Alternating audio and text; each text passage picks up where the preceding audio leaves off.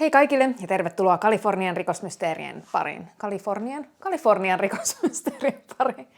Mun nimi on Pinja-Mari ja keskiviikkoisin julkaisen YouTube-kanavallani True Crime-aiheisia videoita Kaliforniasta, missä itse asun Los Angelesissa. Ja aina välillä kuvailen myös arkeani tämmöisenä Amerikan suomalaisena. Eli jos tällaiset asiat kiinnostaa tai tällaiset videot kiinnostaa, niin pistä ihmeessä kanava tilaukseen ja ilmoitukset päälle, niin pysyt mukana ja saat paljon sisältöä viikkoihisi. Ja oikein ihanaa rikosmysteeripäivää jo teille kanavaa tilaaville käyttäjille. Tänään on vuorossa tarina, joka odotti viimeistä lukuaan kokonaiset 45 vuotta, mutta nyt kesällä 2026 saimme viimein lopullisen vastauksen, joten aion kertoa siis teille tänään tämän lyhyen tarinan tai lyhyen videon. Thelma Janet Gaston syntyi 13. helmikuuta 1899. Hänen nuoruudesta ei juuri tiedetä paljon, mutta aikuistuttuaan hän rakensi menestyksensä itse kiinteistösijoittajana. Hän erikoistui ostamaan ulosmitattuja ja takaisin ostettuja kiinteistöjä, kunnosti ja hallinnoi niitä ja myi ne myöhemmin voitolla. Hän teki tätä vuosikymmenien ajan, mikä oli hyvin poikkeuksellista naiselle 1940-1970-lukujen kiinteistöalalla tai ylipäänsään, koska muistaakseni vasta 1974 naisilla oli oikeus omistaa edes omaa pankkitiliä, niin miten hän on hallinnoinut raha-asioita, jos hän ei ole edes saanut lupaa mihinkään pankkitileihin tai mihinkään tollaiseen, niin aika hyvin poikkeuksellista. Thelma oli kuitenkin naimisissa ja hänellä oli yksi poika. Hän oli erittäin tarkka raha-asioistaan, hän oli erittäin kokenut ja taitava neuvottelija, hyvin itsenäinen ja omapäinen ja myös varovainen luottamaan uusiin ihmisiin. Hänen elämänsä muuttui dramaattisesti vuonna 1957, jolloin sekä hänen aviomiehensä että 32-vuotias poikansa kuolivat saman vuoden aikana. Julkisissa uutisissa ei yleensä kerrota näitä kuolinsyitä, mutta tapahtumaa kuvataan hänen elämänsä suurimmaksi henkilökohtaiseksi tragediaksi. Sen jälkeen hän jäi leskeksi eikä hänellä ollut enää lapsia. Monien kertomusten mukaan juuri tämän jälkeen hän omistautui entistä enemmän tälle liiketoiminnalleen. Se oli ainoa sisältö, jota hänellä enää oli. Hän jatkoi kiinteistökauppaa yksin ja kasvatti omaisuuttaan tasaisesti seuraavien yli 20 vuoden ajan. Vuoteen 1981 mennessä hänen omaisuutensa arvoksi arvioitiin noin $20 miljoonaa, mikä vastasi nykyrahassa moninkertaista summaa. Nykyrahassa se taitaa olla noin 73 miljoonaa.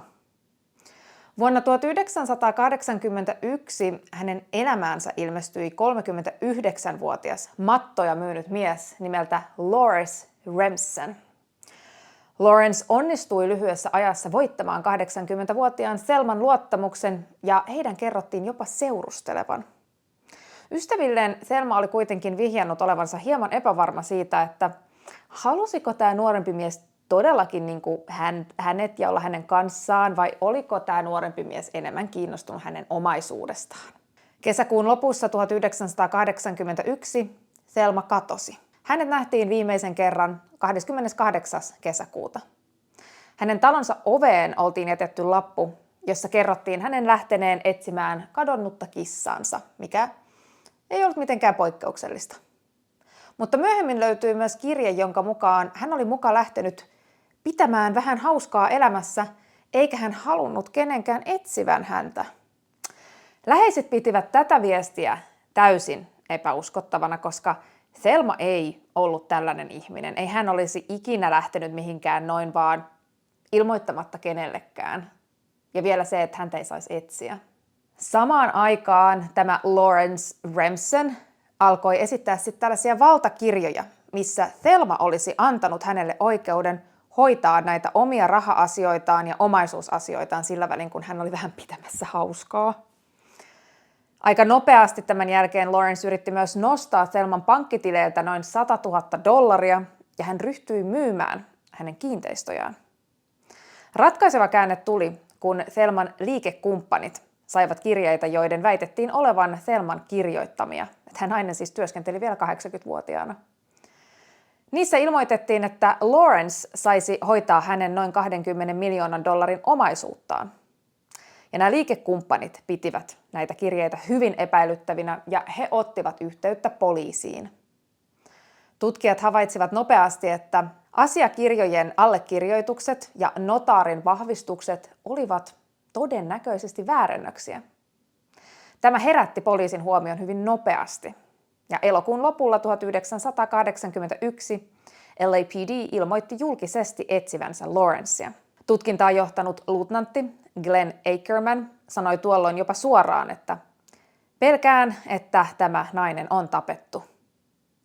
Samassa yhteydessä poliisi kertoi uskovansa, että kaikki todisteet viittasivat siihen, että Lawrence oli yrittänyt siirtää Thelman varoja itselleen väärien valtakirjojen avulla.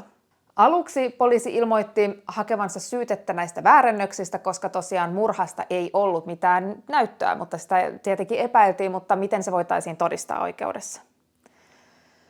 Muutama kuukautta myöhemmin Lawrence jäi kiinni yrittäessään palata Meksikosta Yhdysvaltoihin. Seuraavien kuukausien aikana tutkijat kokosivat niin paljon välillistä näyttöä, että syyttäjä uskoi voivansa tämän kautta nostaa myös murhasyytteen, vaikka tosiaan ruumista ei oltu löydetty. Helmikuussa 1982 Lawrencea vastaan nostettiin syytteet toisen asteen murhasta, väärännöksistä, törkeästä varkaudesta sekä törkeän varkauden yrityksestä.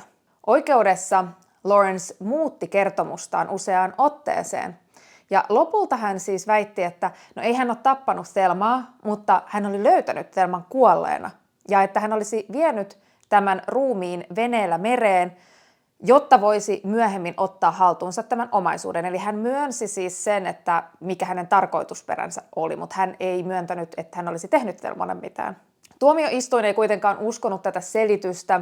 Syyttäjän kokonaisuus perustui siihen, että Thelmahan katosi siis täysin yllättäen. Ja hänen nimissään ilmestyi kirjeitä ja valtakirjoja, joiden aitous oli erittäin kyseenalainen. Lawrence oli ainoa henkilö, joka hyötyi niiden sisällöstä. Ja hän ryhtyi heti käyttämään niitä saadakseen haltuunsa miljoonaomaisuuden. Hän myös antoi tapahtumista useita ristiriitaisia selityksiä, ja vaikka ruumista ei tosiaan löydetty, niin välillinen näyttö, väärennetyt asiakirjat, rahansiirrot, yritykset myydä kiinteistöjä ja ristiriitaiset kertomukset riittivät, ja Lawrence tuomittiin toisen asteen murhasta elinkautiseen vankeuteen vuonna 1983. Ja Thelman ruumishan on ollut kadoksissa tähän asti. Mutta nyt heinäkuussa 2026 tämä tarina sai vihdoin uuden käänteen. Nimittäin marraskuussa 1981 polttopuita keräämässä ollut henkilö oli löytänyt matalan haudan Sugarloaf Mountainin läheltä Riverside Countysta. Tämä oli siis noin 5 kuukautta Thelman katoamisen jälkeen, eli hänen jäännöksensä löydettiin nopeasti, mutta nämä jäännökset olivat niin huonossa kunnossa, ettei vainajaa pystytty tuolloin tunnistamaan. Ja tapaus jäi vuosikymmeniksi Jane Doe-tapaukseksi, eli siis tuntematon ruumis.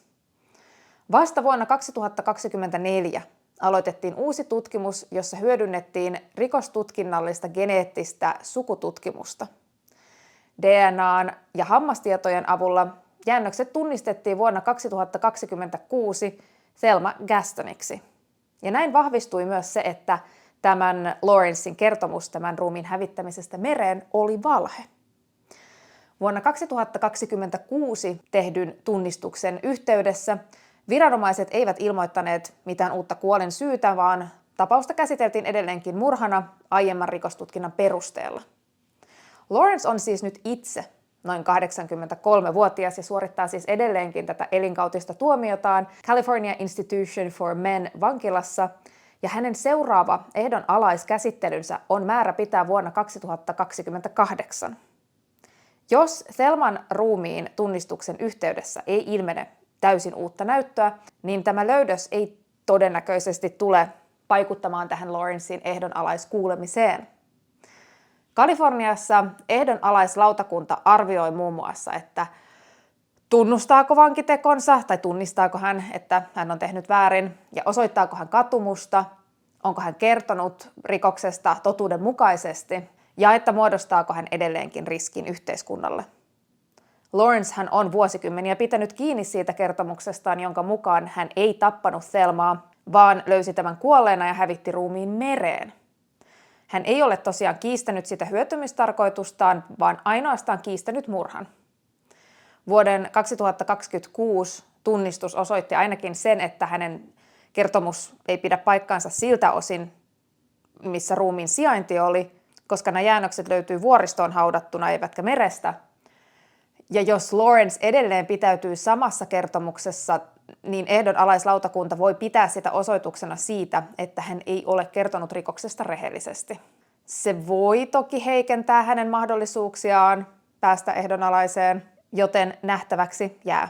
Pelkkä uhrin tunnistaminen ei muuta tuomiota, ei lisää automaattisesti hänen rangaistustaan. Jos jäännöksistä tai hautapaikalta löydettäisiin esimerkiksi vaikka ampumavammoja, sidontajälkiä, luunmurtumia tai jotain muuta sellaista oikeuslääketieteellistä näyttöä, niin se voisi tietenkin vahvistaa tai kumota Lawrencen kertomuksia ja mahdollisesti nousta esiin myös tässä ehdonalaiskäsittelyssä. Mutta epäilen, koska tosiaan ruumis oli löytöhetkellä hyvin huonossa kunnossa ja näin 45 vuoden jälkeen, niin en usko, että voidaan todeta mitään uutta, kun eihän sitä ruumistakaan tosiaan enää ole olemassakaan. Tähän mennessä viranomaiset ei ole ilmoittaneet, että tunnistus olisi tuottanut mitään uutta näyttöä tämän tapauksen kannalta. Julkisuuteen kerrottujen tietojen perusteella tunnistus ratkaisi henkilöllisyyden, mutta ei edelleenkään siis kuolintapaa. Ja tässä oli tämän päivän lyhyt tapaus, mistä halusin kertoa teille heti, kun se nousi otsikoihin täällä. Näin heinäkuussa, kun teitä katsojiakin on hieman vähemmän, niin otan itsekin vähän iisimmin ja teen välillä vähän lyhyempiä juttuja. Mutta näitä rakkaushuijareitahan, nehän ei ole kadonnut mihinkään. Päinvastoin. Musta tuntuu, että ne netin myötä tällaiset rakkaushuijarit, mitä tämä Lawrence oli, on vaan lisääntyneet. Ja monet varakkaat ja myös ei niin varakkaat iäkkäämmät ihmiset haksahtaa näihin. Joten olkaa varuillanne, varoittakaa myös iäkkäämpiä perheenjäseniänne, pitäkää myös toisistanne huolta, mutta etenkin itsestänne, sillä se happinaamari pitää aina laittaa ensin itselleen ennen kuin voi auttaa muita. Eli näihin kuviin ja tunnelmiin on hyvä päättää tämän päivän jakso. Nähdään jälleen ensi viikolla ja nyt se on mun puolesta. Moikka!